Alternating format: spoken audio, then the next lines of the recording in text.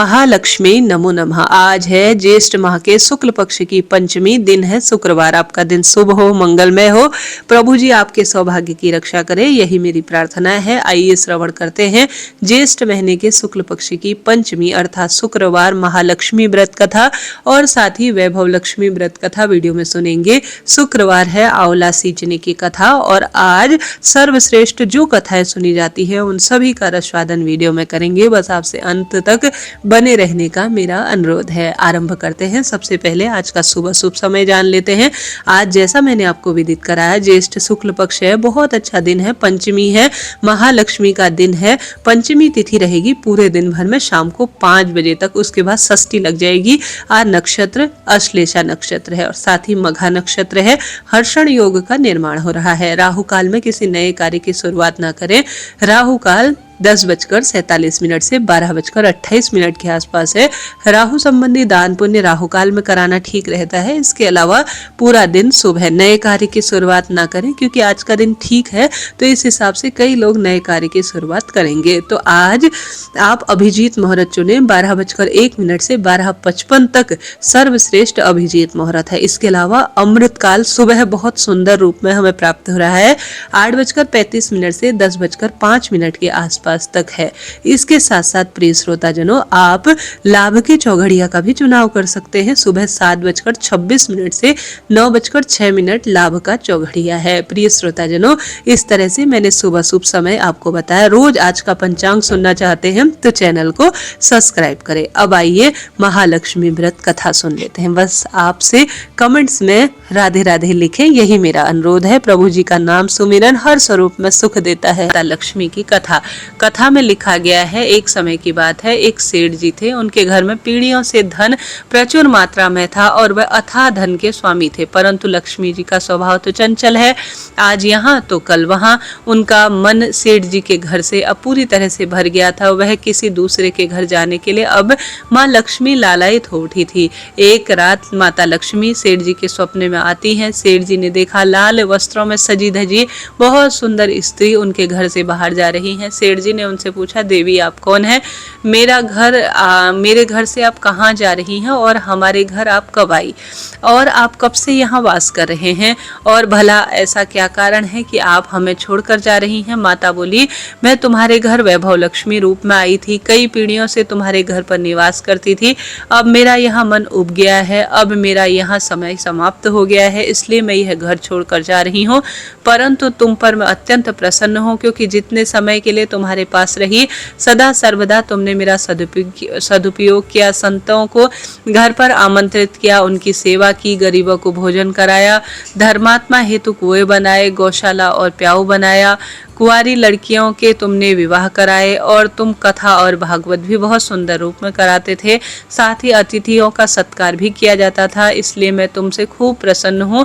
अब जाते समय मैं तुम्हें एक वरदान देना चाहती हूँ, तो तुम जो चाहो तुम मांग लो। तब सेठ जी सोचने लगे कि मैं अकेला क्या मांगूं, मेरी 4 बहुएं हैं, उनसे पूछकर ही कुछ मांग लेता हूँ।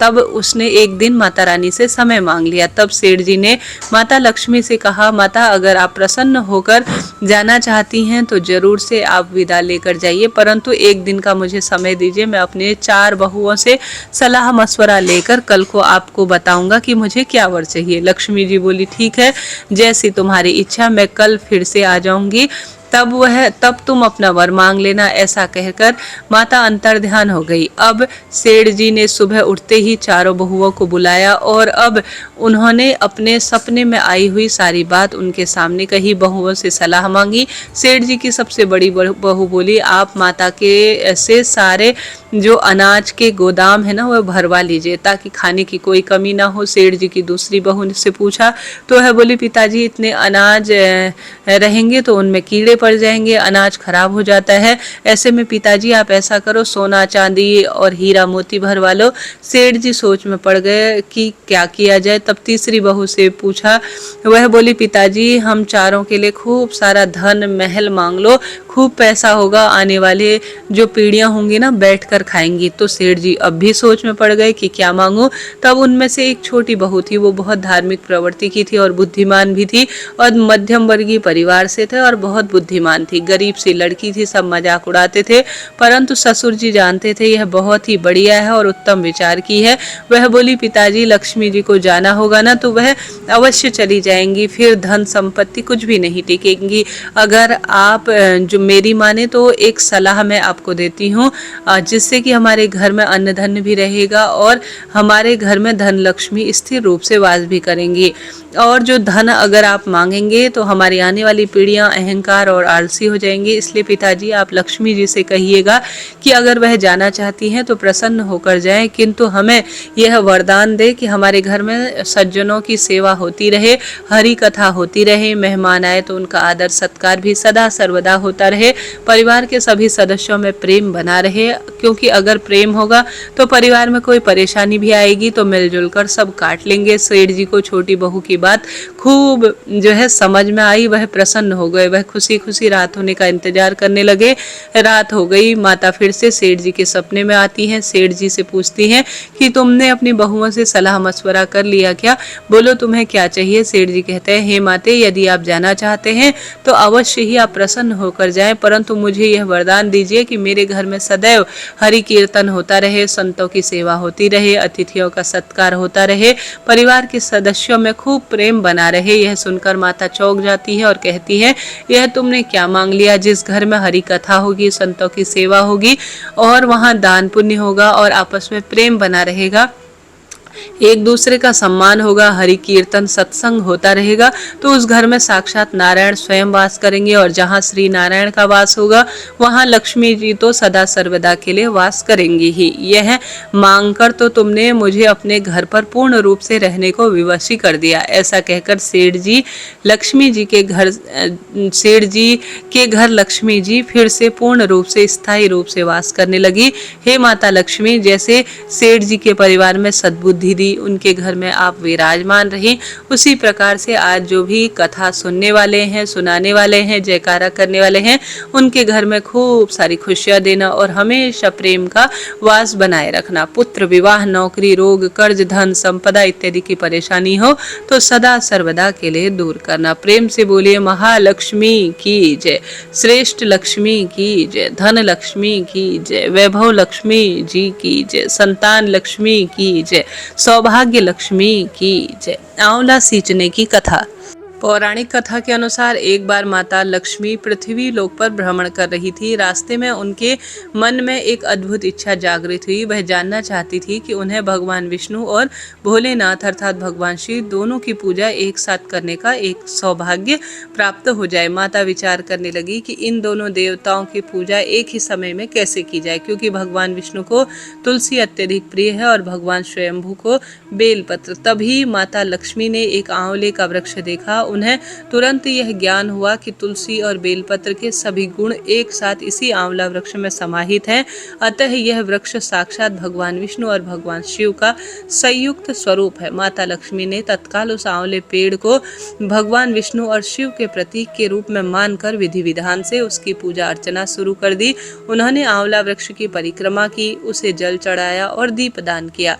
इसके उपरांत माता लक्ष्मी की भक्ति से प्रसन्न होकर भगवान विष्णु और भगवान शिव दोनों एक साथ वहां प्रकट हुए। माता लक्ष्मी ने आंवले के पेड़ के नीचे भोजन तैयार किया और सबसे पहले दोनों देवताओं को भोजन कराया। इसके बाद उन्होंने उस भोजन को स्वयं भी प्रसाद ग्रहण किया। चूंकि यह दिन सर्वश्रेष्ठ आंवला पूजन का दिन था, इसलिए तभी से श्रेष्ठ रूप में आंवला के वृक्ष के पूजन का विधान हुआ। जो भी भक्त आंवला वृक्ष की विधि विधान से पूजा करता है उसका जो फल है वह अक्षय रहता है, अर्थात कभी भी इसका फल क्षय नहीं होता और आंवला वृक्ष की पूजा करने से सदा सर्वदा सौभाग्य बढ़ता है और भगवान विष्णु और माता लक्ष्मी और श्री नारायण की एक साथ कृपा मिलती है। प्रेम से बोलिए, आंवला वृक्ष की जय। आंवला वृक्ष की संपूर्ण श्रेष्ठ कथा अनुसार जब पृथ्वी जलमग्न हो गई तब ब्रह्मा जी के मन में सृष्टि के दोबारा संचन का अर्थात दोबारा बनाने का सृजन का विचार आया। कमल पुष्प पर बैठकर ब्रह्मा जी तपस्या करने लगे। ब्रह्मा जी की तपस्या से खुश होकर भगवान विष्णु प्रकट हुए। भगवान विष्णु को देखकर ब्रह्मा जी के खुशी से आंखों में आंसू आए और वह रोने लगे। ब्रह्मा जी के आंसू भगवान विष्णु के चरणों पर गिरने लगे। ब्रह्मा जी के आंसू से आंवले के वृक्ष की उत्पत्ति हुई। तब भगवान विष्णु ने ब्रह्मा जी से कहा, आपके आंसू से उत्पन्न आंवले का वृक्ष और फल मुझे बेहद प्रिय है और यह मेरा अंश माना जाएगा। साथ ही जो भी आंवला वृक्ष का पूजन करेगा उसके सारे पाप समाप्त हो जाएंगे और व्यक्ति को मोक्ष की प्राप्ति होगी। आंवले की उत्पत्ति को लेकर इसके अलावा भी 2-3 और धार्मिक मान्यताएं है। पद्म पुराण और स्कंद पुराण के मुताबिक जिस तरह शिव जी के आंसू से रुद्राक्ष की उत्पत्ति हुई, उसी तरह ब्रह्मा जी के आंसू से आंवले पेड़ की उत्पत्ति हुई। एक और मान्यता अनुसार आंवले को धात्री वृक्ष भी कहा जाता है। आंवले को धर्म का आधार माना गया है। भगवान विष्णु को यह वृक्ष काफी प्रिय है। सृष्टि के सृजन के दौरान सबसे पहले आंवला का वृक्ष ही उत्पन्न किया था। इसके चलते इसे आदिरोह या आदि वृक्ष भी कहा जाता है। इसके अलावा कहा जाता है समुद्र मंथन में विष की हल्की बूंदें जहां जहां गिरी वहां भांग धतूरा जैसी बूटियां उत्पन्न हुई। अमृत की बूंद जहां छलकी वहां आंवला और अन्य गुणकारी पौधे उत्पन्न हुए। बोलिए आत्री वृक्ष की जय, माता लक्ष्मी की जय, आंवला वृक्ष की जय। प्रेम से बोलिए श्री नारायण भगवान की जय। प्रिय श्रोताजनों, आज के दिन जो भी आंवला वृक्ष की इस कथा को सुनता है, श्री नारायण महादेव और ब्रह्मा जी की कृपा मिलती है और माँ लक्ष्मी का सदा सर्वदा उस घर में वास होता है। प्रेम से बोलिए महालक्ष्मी की जय। आइए श्रवण करते हैं वैभव लक्ष्मी व्रत कथा। शहर में लाखों लोग रहते थे, सभी अपने अपने काम व्यस्त रहते थे। किसी को किसी की कोई परवाह नहीं थी। भजन कीर्तन, भक्ति भाव, दया, माया, परोपकार जैसे संस्कार अब कम हो गए थे। शहर में खूब बुराइयां बढ़ने लगी और गलत कार्य खूब होने लगे। इसके बावजूद शहर में कुछ अच्छे लोग भी थे। ऐसे ही लोगों में शीला और उसके पति की गृहस्थी मानी जाती थी। शीला धार्मिक प्रवृत्ति की थी और संतोष स्वभाव की थी। उसके पति भी विवेकी और सुशील थे। शीला और उसका पति कभी किसी की बुराई नहीं करते थे और प्रभु भजन में अच्छी तरह समय बदलते रहते थे अर्थात व्यतीत करते थे। देखते ही देखते समय बदल गया। शीला का पति बुरे लोगों से दोस्ती कर बैठा। अब वह जल्दी से जल्दी करोड़पति बनने का ख्वाब देखने लगा। इसके लिए उसने गलत रास्ता चुन लिया। उसकी हालत रास्ते में भटकने वाले भिखारी जैसी हो गई। दोस्तों के साथ शराब की लत भी उसे लग गई। इस प्रकार उसने अपना सब कुछ जुआ, शराब इत्यादि में खो दिया। किंतु भगवान पर भरोसा उसकी पत्नी को खूब था। अब वह अधिकांश समय प्रभु भक्ति में बिताती थी और अच्छे अच्छे कर्म भी करती थी। अचानक एक दोपहर की बात है कि द्वार पर किसी ने दस्तक दी। शीला ने द्वार खोला तो देखा एक मांझी खड़ी है। उसके चेहरे पर अलौकिक तेज और निखार है। उनकी आंखों में मानो अमृत बह रहा है। उनका भव्य चेहरा करुणा और प्यार से झलक रहा है। उनको देखते ही शीला के मन में अपार शांति छा गई। शीला के रोम रोम आनंद से भर गया। शीला उस मांझी को देखकर आदर के साथ अंदर ले आई। घर में बिठाने के लिए कुछ भी नहीं था। अतः शीला ने सकुचाकर एक फटी हुई चद्दर को बिठा दिया। मांझी बोली, क्यों शीला, मुझे नहीं पहचाना? हर शुक्रवार को लक्ष्मी जी के मंदिर में भजन कीर्तन के समय वहां आया करती थी। इसके बावजूद शीला कुछ समय नहीं पा रही थी। फिर मांझी बोली, तुम बहुत दिनों से मंदिर नहीं आई थी, इसलिए मैं तुम्हें देखने चली आई। माताजी के अति प्रेम भरे शब्दों से शीला का मानो दिल पिघल गया और वह खूब रोने लगी और बिलख बिलख कर कहने लगी। मांझी ने कहा, बेटी, सुख और दुख तो धूप और छाया जैसे हैं। धैर्य रखो बेटी, मुझे तेरी सारी बात और परेशानी पता है। माताजी के व्यवहार से शीला को काफी आराम मिला और सुख के आस में उसने माता को अपनी सारी कहानी सुना दी। कहानी सुनकर माताजी ने कहा, कर्म की गति न्यारी है। हर इंसान अपने कर्म को भुगतता है, इसलिए तू चिंता मत कर। तू अपने कर्म भुगत चुकी है।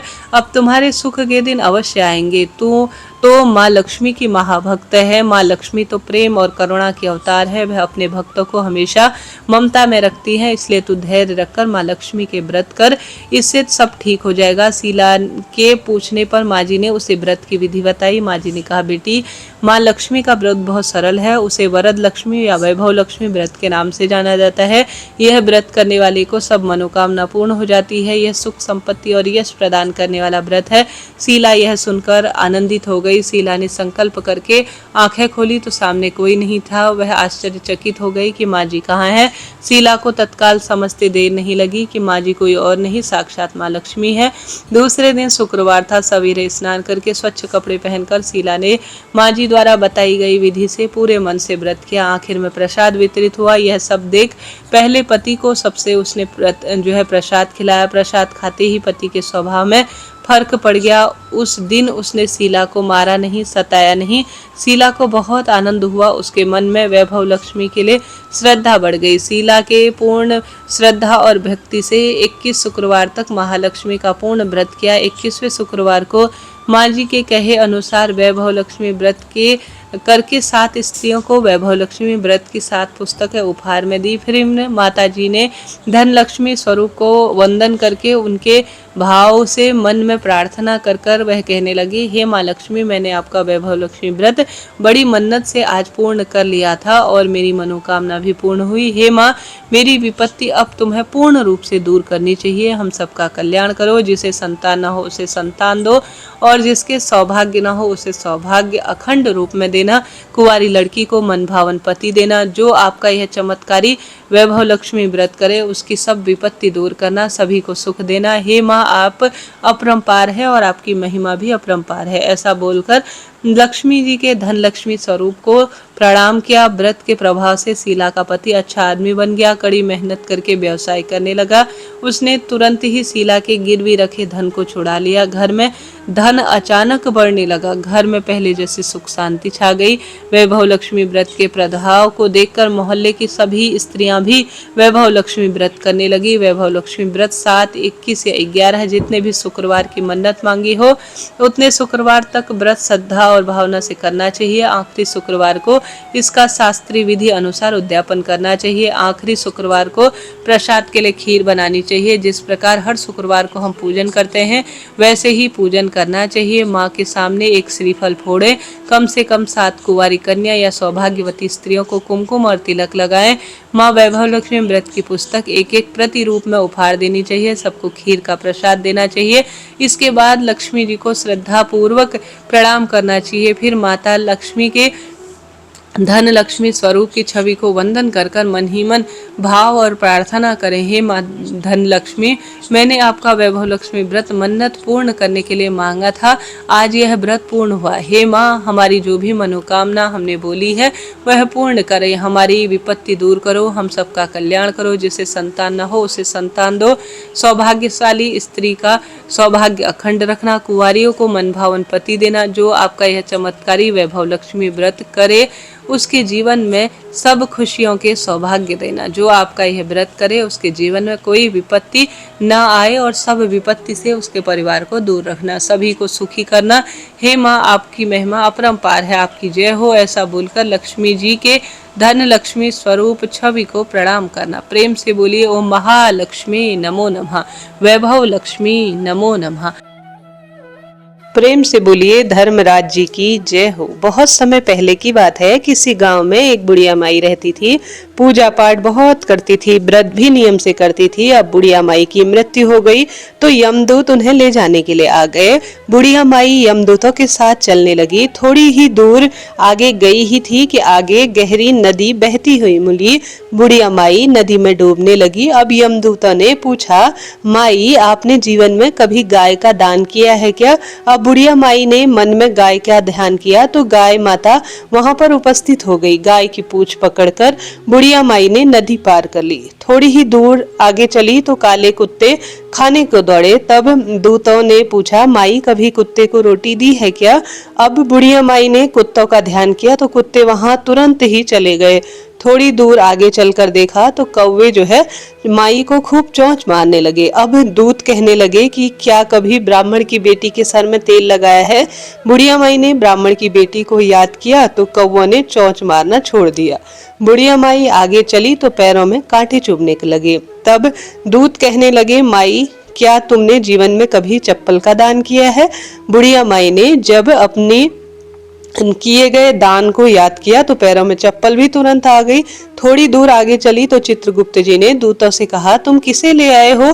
तब वह कहने लगे, बुढ़िया माई ने तो खूब सारे दान पुण्य किए हैं, धर्मराज जी के नाम पर कुछ भी नहीं किया है, इसलिए आगे के द्वार अब इनके लिए अचानक से बंद हो गए हैं। बुढ़िया माई कहने लगी, अब मैं क्या करूं? मुझे आप एक काम करो, 7 दिन के लिए वापस धरती पर भेज दो। 7 दिन बाद धर्मराज जी की कहानी सुनूंगी, धर्मराज जी की पूजा करूंगी और उद्यापन करने के बाद वापस आ जाऊंगी। तब चित्रगुप्त जी ने बुढ़िया माई को धरती पर वापस भेज दिया। अब पूरे गांव में खबर फैल गई कि बुढ़िया माई तो भूतनी का रूप धारण कर आई है। कोई मरा हुआ अचानक क्या वापस आ सकता है? सब लोग आश्चर्यचकित हो गए। अब बुढ़िया माई सबको सुनते सुनते अपने घर पहुंची तो बेटे बहू ने भी भूतनी समझकर घर के दरवाजे बंद कर लिए। तब बुढ़िया माई रो रो कहने लगी कि मैं भूतनी नहीं हूँ, मैं तो धर्मराज जी के कहने पर वापस आई हूँ। मैं नियम से धर्मराज जी की कहानी सुनूंगी, व्रत करूंगी, उद्यापन करूंगी और फिर वापस चली जाऊंगी। तब उसकी बात सुनकर उसके बेटे ने उद्यापन की सारी सामग्री उसे लाकर दे दी। सबने कहानी सुनी लेकिन कहानी का हुंकारा किसी ने नहीं भरा। तब बुढ़िया माई पड़ोसन के पास गई और पड़ोसन से कहने लगी कि तुम मेरी कहानी सुन लो ना। पड़ोसन ने कहा, हाँ हाँ मैं सुनूंगी। तब बुढ़िया माई कहानी सुनाने लगी। पड़ोसन ने कहानी भी सुनी और हुंकारा भी खूब भरा। बुढ़िया माई ने 7 दिन तक रोज धर्मराज जी की कहानी कही, व्रत किया और फिर उद्यापन भी कर दिया, सभी सामान को दान कर दिया। तब धर्मराज जी ने बुढ़िया माई के लिए धरती पर विमान भेजा। विमान देखा तो सभी लोग गांव वाले कहने लगे कि हम भी स्वर्ग में आएंगे, हम भी स्वर्ग की ओर जाएंगे। बुढ़िया माई बोली कि मेरी कहानी का हुंकारा तो बस मेरी पड़ोसन ने ही भरा है, इसलिए पड़ोसन मेरे साथ जाएगी। तो सभी गांव वालों ने बुढ़िया माई के पैर पकड़ लिए और कहने लगे कि आप हमें फिर से धर्मराज जी की कहानी सुना दो। अब बुढ़िया माई ने सबको धर्मराज जी की कहानी सुनाई। कहानी सुनने के बाद सभी लोग विमान पर बैठकर स्वर्ग में गए। तब धर्मराज जी ने कहने लगे, धर्मराज जी वापस से कहने लगे कि मैंने तो सिर्फ बुढ़िया माई के लिए ही विमान भेजा था, यह सारे गांव वाले यहाँ अचानक क्यों आ गए हैं? बुढ़िया माई बोली कि मेरी कहानी इन सब ने सुनी है, मुझे जो पुण्य मिला है उससे अधिक इनको भी पुण्य किसी न किसी रूप में मिल ही गया है। तब धर्मराज जी ने सभी गांव वासियों को स्वर्ग का वासा दिया। हे धर्मराज जी, जैसे आपने बुढ़िया माई को स्वर्ग का वासा दिया, धर्मराज जी की कहानी कहने सुनने हुंकारा भरने वाले सभी को जीवन में किसी न किसी स्वरूप में सब श्रेष्ठ सुख देना और अंत में स्वर्ग का वासा देना और सभी की खूब खूब मनोकामना पूर्ण करना और अखंड सौभाग्य बनाए रखना, सब पर अपनी कृपा किसी न किसी स्वरूप में बनाए रखना। प्रेम से बोलिए धर्मराज जी की जय हो। किसी गांव में एक महिला रहती थी जिसका नाम था पोपाबाई। वह भगवान विष्णु की सच्ची भक्त थी और उनकी पूजा और सेवा पूरे नियम और प्रेम भाव से करती थी। उन्होंने अपना सारा जीवन भगवान विष्णु को समर्पित कर दिया था। उनके माता पिता का तो बचपन में ही देहांत हो गया था। एक बड़ा भाई था, भाई का भी विवाह हो गया था। वह दिन रात पोपाबाई की शादी की चिंता में लगा रहता था। जब भी कोई रिश्ता आता तो पोपाबाई मना कर देती। उनके भाई को लगा यह सब उनके पूजा पाठ की वजह से हो रहा है। एक दिन भाई ने कहा, तुम अब किसी भी प्रकार से पूजा पाठ नहीं करोगी। यह सुनकर पोपाबाई बहुत दुखी हुई। वह कहने लगी, मेरा तो जीवन ही भगवान को समर्पित है, मैं तो केवल भगवान की पूजा ही करना चाहती हूँ, मैं कभी विवाह नहीं करूंगी। एक काम करो, मेरे लिए झोपड़ी गांव के बाहर बनवा दो, अब मैं वहीं जाकर रहूंगी। गांव के सभी लोगों से कह देना कि अपनी गाय और बछड़े को मेरे पास चराने के लिए भेज दिया करे, मैं सबका ध्यान रख लूंगी और अपने घर का बचा कुचा खाना भी मुझे दे दिया करे। भाई के समझाने की खूब कोशिश की पर पोपाबाई नहीं मानी। अकेली गांव के बाहर एक झोपड़ी बनाकर रहने लगी। ज्यादा से ज्यादा समय भगवान की सेवा पूजा में उन्होंने लगा दिया। एक समय की बात है, उस नगर का राजा शिकार खेलने के लिए जंगल जा रहा था। उसे रास्ते में झोपड़ी दिखाई दी तो सोचने लगा यहाँ कौन है। उसे बहुत प्यास लगी थी। उसने सोचा यहीं पर रुककर पानी पी लेता हूँ। झोपड़ी के पास गया और उसे आवाज लगाई, क्या झोपड़ी के अंदर कोई है? लेकिन अंदर से कोई भी आवाज नहीं आई। राजा दोबारा से आवाज लगाने लगा, क्या इस झोपड़ी के अंदर कोई रहता है? अंदर से पोपाबाई ने कहा कि कौन है? राजा ने बहुत मधुर आवाज सुनी। मधुर आवाज पर वह मोहित हो उठा और सोचने लगा, जिसकी आवाज इतनी मीठी है वह खुद देखने में कितनी सुंदर होगी। राजा के मन में पाप आ गया। कहने लगा, मैं यहाँ का राजा हूँ और तुम्हारे साथ विवाह करना चाहती हूँ। और पोपाबाई कहने लगी, जहाँ से आए हो वहीं लौट जाओ, मैं पराये पुरुष का मुख नहीं देखती हूँ, शादी तो दूर की बात है। यह सुनकर तो राजा और भी खुश हो गया। उसने पोपाबाई को जबरदस्ती अपने महल में ले जाने की कोशिश की। रास्ते में पोपाबाई ने राजा को श्राप दे दिया कि तुम्हारा सारा राजपाट पूर्ण रूप से नष्ट हो जाए। महल में सब रानियों को सारी बात का पता चला तो उन्होंने राजा से अनुरोध किया कि इस महिला को वापस छोड़ दो, वह हमारे राज्य का नाश कर देगी। रानियों की बात सुनकर राजा पोपाबाई को वापस छोड़ने जा रहा था। रास्ते में पाप की नदी आई जिसमें राजा डूब गया। पोपाबाई बहुत दुखी थी क्योंकि उन्होंने एक पराये पुरुष के हाथ स्पर्श किया था और उन्हें उनका जो सतीत्व था वह भी नष्ट होने की अब कगार पर था। पोपाबाई ने वहीं पर अपनी इच्छा शक्ति सामर्थ्य अनुसार अपने प्राणों का त्याग कर दिया। जब पोपाबाई धर्मराज जी के पास पहुंची तो पोपाबाई को बहुत आदर और सम्मान मिला और बोले कि आपको बैकुंठ तो नहीं मिल सकता क्योंकि आपके विधान के अनुसार यह नहीं है, परंतु अपनी इच्छा अनुसार आप प्राणों को त्याग कर सकती हैं। पर भगवान विष्णु की आज्ञा से आपको स्वर्ग का राज दिया जाएगा। कुछ समय बाद एक सेठ सेठानी की मृत्यु हुई और वह स्वर्ग सिधार गए। प्रवेश करने लगे तो स्वर्ग का द्वार बंद हो गया। उन्होंने धर्मराज जी से द्वार खोलने का अनुरोध किया। तब धर्मराज जी कहने लगे कि हम आपके लिए स्वर्ग का द्वार नहीं खोल सकते क्योंकि स्वर्ग पर तो पोपाबाई का राज है। तब सेठ सेठानी कहने लगी कि हम तो पोपाबाई को नहीं जानते कि पोपाबाई कौन है। तब धर्मराज जी ने कहा, 7 दिन के लिए मृत्युलोक में जाओ, 8 पोखर में राई भरकर 5 कपड़ा ऊपर से रखकर पोपाबाई की कहानी सुनो और उद्यापन करो और कहो, राज है पोपाबाई का, लेखा लेखी राई राई का। इस तरह कहकर कहानी सुनकर जब तुम आओगे तब तुम्हें स्वर्ग के द्वार खुले मिलेंगे। सेठ सेठानी 7 दिन के बाद मृत्यु लोक में आए। 7 दिन तक उन्होंने पोपाबाई की कहानी सुनी और फिर उद्यापन किया। जब स्वर्ग गए तो स्वर्ग के द्वार स्वतः ही खुले हुए मिले। प्रेम से बोलिए पोपाबाई की जय हो। राम जय सीता मैया की। यह कहानी सीता माता कहती थी। श्री रामचंद्र जी प्रेम से सुना करते थे। एक दिन सीताराम भगवान को किसी काम से बाहर जाना पड़ा। बाहर जाते तो सीता माता कहने लगती कि भगवान, मेरा तो 12 वर्ष का नित्यनेम है, नित्य नियम, अर्थात कि आप बाहर जाएंगे तो मैं अपनी कहानी किसे सुनाया करूंगी। श्री रामचंद्र जी ने कहा, तुम कुएं के पास में जाकर बैठ जाना और वहां औरतें पानी भरने आया करेंगी, उन्हें अपनी कहानी सुना दिया करना। सीता माता कुएं के पाल पर जाकर बैठ गई। एक स्त्री आई, उसने रेशम की जड़ी साड़ी पहनी थी, सोने का घड़ा लिया था।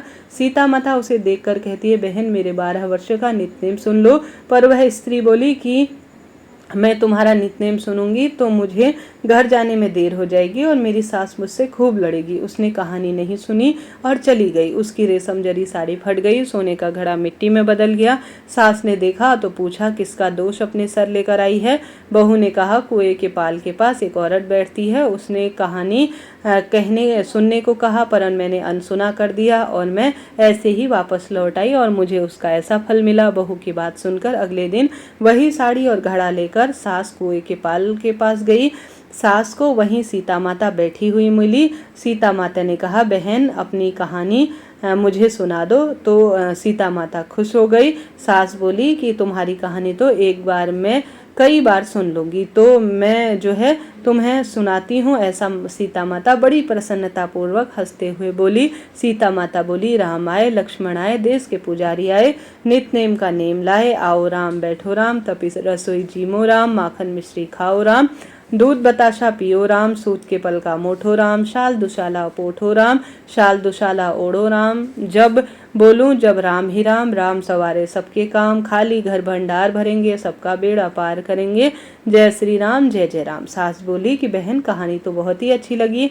कहानी सुनकर सास घर चली गई और उसकी साड़ी फिर से रेशम जरी बन गई, मिट्टी का घोड़ा फिर से सोने का हो गया। बहू कहने लगी, सासू माँ आपने यह सब कैसे किया। सास ने कहा, तू बहू दोष लेकर आई थी, मैं दोष उतार कर आ रही हूँ। बहू ने फिर पूछा कि कुएं पर वह स्त्री कौन थी। सास बोली, वो तो सीता माता थी, वह पुराने को नया कर देती है, खाली घर के भंडार भर देती है, वह लक्ष्मी जी का घर में वास करा देती है, आदमी की जो भी इच्छा हो उसे पूरा कर देती है। बहू बोली, ऐसी कहानी मुझे भी सुना दो। सास बोली, ठीक है तुम भी सुनो। सुन लो। सास ने कहानी कहना शुरू किया। राम आए, लक्ष्मण आए, देश के पुजारी आए, नितनेम का नेम लाए, आओ राम बैठो राम, तपी रसोई जीमो राम, माखन मिश्री खाओ राम, दूध बताशा पियो राम, सूत के पल का मोठो राम, शाल दुशाला पोठो राम, शाल दुशाला ओढ़ो राम। जब बोलूं जब राम ही राम, राम सवारे सबके काम, खाली घर भंडार भरेंगे, सबका बेड़ा पार करेंगे, जय श्री राम, जय श्री राम, जय जय राम। कहानी सुनकर बहू बोली कि कहानी तो बहुत अच्छी है। सास ने कहा कि ठीक है, हर रोज हम कहानी सुना करेंगे। अब सास बहू रोज सुबह उठती, नहाती धोती, पूजा करने के बाद नित्य नियम से सीता माता की कहानी सुनती। एक दिन उनके यहाँ एक पड़ोस की औरत आई और बोली, बहन जरा सी आँच देना तो। वह बोली, आँच तो अभी हमने जलाई ही नहीं है। पड़ोसन ने कहा, अरे कैसी बात हो गई, सुबह 4 बजे उठकर क्या कर रही थी तुम लोग? उन्होंने कहा, सुबह उठकर हम पूजा करते हैं, फिर सीता माता के नितनेम की कहानी कहते हैं। पड़ोसन ने उनकी बात सुनकर फिर सीता माता की कहानी कहने से तुम्हारे को क्या मिला, ऐसा बोला। वह बोली, इसकी कहानी सुनने से घर में भंडार भर जाते हैं, सारे काम सिद्ध हो जाते हैं, मन की इच्छा पूरी हो जाती है। पड़ोसन कहती है, बहन ऐसी कहानी तो मुझे भी सुना दो। वह बोली, ठीक है, तुम भी यह कहानी सुन लो। राम आए, लक्ष्मण आए, देश के पुजारी आए, नितनेम का नेम लाए, आओ राम बैठो राम। सारी कहानी सुनने के बाद पड़ोसन कहने लगी, बहन कहानी तो बहुत अच्छी लगी। अब वह पड़ोसन भी नित्य नियम से सीता माता की कहानी कहने लगी। कहानी कहने से सीता माता ने पड़ोसन के भी भंडार भर दिए। अब तो पूरे मोहल्ले में सीता माता के नितनेम की कथा चल पड़ी। हर किसी को ये मनोकामना तुरंत पूर्ण होने लगी। हे सीता माता, जैसे आपने उनके घर के भंडार भरे, वैसे ही हमारे घर के भंडार भरना, पुत्र पौत्र का वरदान देना और सौभाग्य सभी का बनाए रखना। कहानी सुनने वालों के और कहानी कहने वालों के भी जीवन में कोई भी परेशानी ना आए, बस यही प्रार्थना है। प्रिय श्रोताजनों, इस तरह से यह कथा थी। प्रेम से बोलिए सीता माता की जय, श्री रामचंद्र भगवान की जय। सर्वश्रेष्ठ कथा में लिखा गया है, एक समय की बात है, एक भाई बहन रहते थे। बहन का नियम था, वह अपने भाई का चेहरा देखकर ही खाना खाती थी। हर रोज वह सुबह उठती थी, जल्दी जल्दी सारा काम करके अपने भाई का मुख देखने के लिए घर चली जाती थी। एक दिन रास्ते में एक पीपल पेड़ के नीचे सिद्धि विनायक गणेश जी की मूर्ति रखी हुई थी। उसने भगवान के सामने हाथ जोड़कर कहा, मेरे जैसा अमर सुहाग और मेरे जैसा अमर पीहर सबको दे दीजिएगा। यह कहकर वह आगे बढ़ जाती है। जंगल के झाड़ियों के कांटे उसके पैर में चुभ जाया करते थे। एक दिन भाई के घर पहुंची, भाई का मुख देखकर बैठ गई तो भाभी ने पूछा, पैरों में क्या हो गया? यह सुनकर उसके भाभी ने उसको जवाब दिया कि रास्ते में जंगल की झाड़ियों के गिरे हुए कांटे पैर में चुभ जाया करते हैं। जब वह वापस अपने घर जाए तब भाभी ने अपने पति से कहा कि रास्ता साफ करवा दो, आपकी बहन के पांव में बहुत सारे कांटे चुभ जाते हैं। भाई ने तब कुल्हाड़ी लेकर सारी झाड़ियों को काटकर रास्ता साफ कर दिया, जिससे कि सिद्धि विनायक गणेश जी उस स्थान से हट गए। यह देखकर भगवान खूब गुस्सा हो गए और उन्होंने भाई के प्राण हर लिए। लोग अंतिम संस्कार के लिए जब भाई को ले जा रहे थे तब उसकी भाभी रोते हुए लोगों से कहती है कि थोड़ी देर रुक जाओ, उसकी बहन आने वाली है, वह अपने भाई का मुख देखे बिना नहीं रह सकती, उसका यह नियम है। तब लोगों ने कहा, आज तो देख लेगी पर कल से क्या करेगी?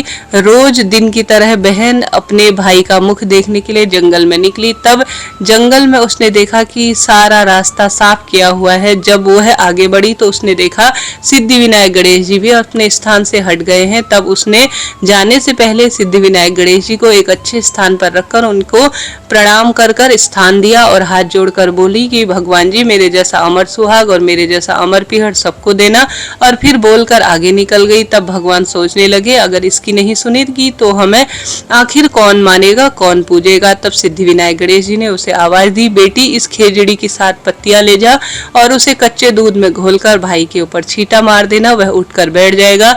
यह सुनकर जब बहन पीछे मुड़कर देखती है तो पीछे कोई भी नहीं था। फिर वह सोचने लगी, ठीक है, जैसा सुना है वैसा कर देती हूँ। फिर वह 7 खेजड़ी की पत्तियों को लेकर अपने भाई के घर पहुंची। उसने देखा वहां कई लोग बैठे हुए हैं, भैया भाभी रो रही है और भाई की लाश रखी हुई है। तब उसने उन पत्तियों को बताए हुए नियम के तहत भाई के ऊपर इस्तेमाल किया।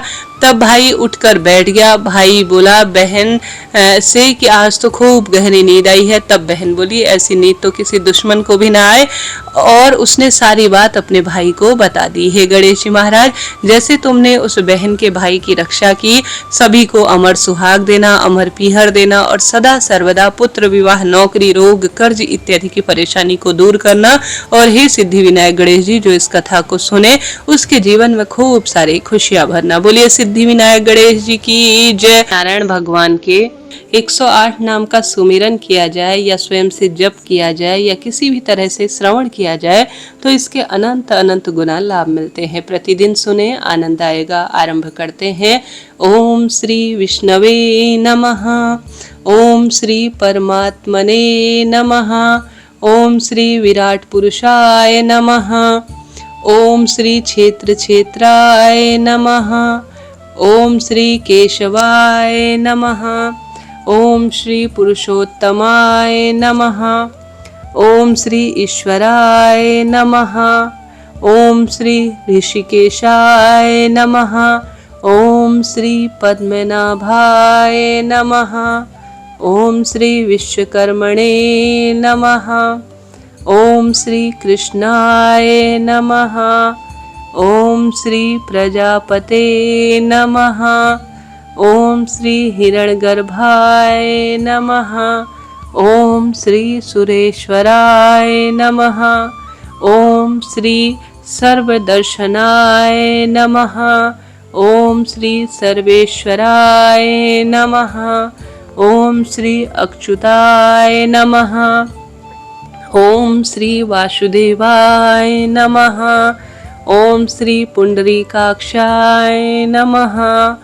ओम श्री नरनारायणाय नमः। ओम श्री जनार्दनाय नमः। ओम श्री लोकाध्यक्षाय नमः। ओम श्री चतुर्भुजाय नमः। ओम श्री धर्म अध्यक्षाय नमः। ओम श्री उपेंद्राय नमः। ओम श्री माधवाय नमः। ओम श्री महाबलाय नमः। ओम श्री गोविंदाय नमः।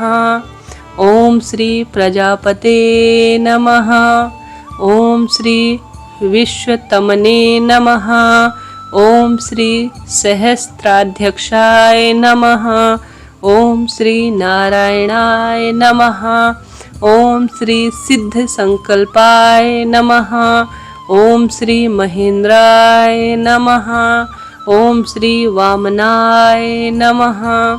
ओम श्री अंतर्जिते नमः। ओम श्री महीधराय नमः। ओम श्री गरुड़ध्वजाय नमः। ओम श्री लक्ष्मीपते नमः। ओम श्री दामोदराय नमः। ओम श्री कमलापते नमः। ओम श्री परमेश्वराय नमः। ओम श्री धनेश्वराय नमः। ओम श्री मुकुंदाय नमः। ओम श्री आनंदाय नमः। ओम श्री सत्यधर्माय नमः। ओम श्री उपेंद्राय नमः।